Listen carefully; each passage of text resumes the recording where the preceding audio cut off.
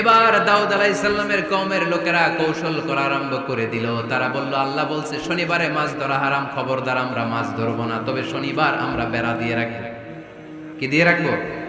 জাল দিয়ে বেড়ে দিয়ে রাখবো। শনিবারে ধরবো না, রবিবারে যাই ধরবো। খবরদার শনিবারে ধরবি না, শনিবারে হারাম। হারাম করছে কে? তো মাছগুলো যখন তেলাওয়াত করতে আসতো, এরা জাল দিয়ে বেড়ে দিয়ে রাখতো চারদিকে, শনিবারে ধরতো না, কারণ হারাম। কারণ কি? বেড়ে দিয়ে রাখতো, রবিবারে যে ধরতো। আল্লাহ কি এটা বুঝাইছে?